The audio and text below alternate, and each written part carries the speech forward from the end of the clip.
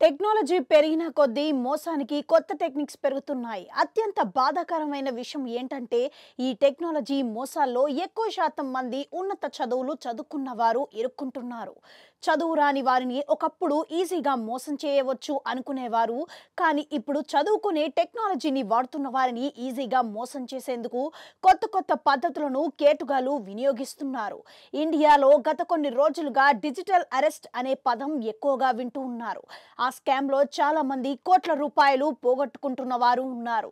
ఈ మధ్య కొత్తగా వచ్చిన మార్ఫింగ్ ఏఐ ఫేస్ రీక్రియేట్ టెక్నాలజీలను వినియోగించుకొని మరింతగా మోసాలకు పాల్పడుతున్నారు.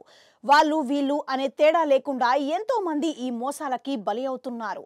సినిమా స్టార్స్ ఫేస్ మార్ఫింగ్ తో, రాజకీయ నాయకుల ఫోటోల మార్ఫింగ్ తో చాలానే మోసాలు జరుగుతున్నాయి.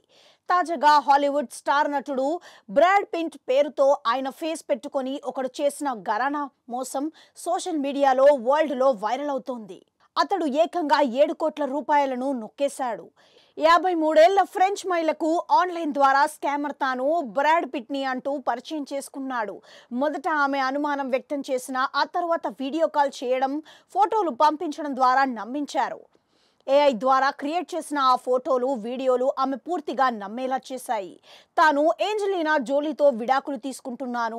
ఆ కేసు ప్రస్తుతం కేసులో ఉండటం వల్ల నా డబ్బును నేను వాడుకోవడానికి లేదు. ఈ సమయంలో క్యాన్సర్తో బాధపడుతున్న తనకు చికిత్స చేయించుకునేందుకు డబ్బు లేకుండా పోయిందని అవతలి నుంచి మహిళకు మెసేజ్ వచ్చింది. విడతల వారీగా ఆ స్కామర్కి ఏకంగా 7 కోట్లను మహిళ పంపించింది. ఆసుపత్రిలో చికిత్స పొందుతున్నట్లుగా ఫోటోలు, వీడియోలను షేర్ చేయడంతో పాటు ఎన్నో రకాల డ్రామాలను ఆ స్కామర్ ఆడాడు. అలా 7 కోట్లను టోక్రా వేశాడు. మొత్తం నమ్మేసిన ఆ మహిళ చివరకు విషయం తెలిసి షాక్ అయింది.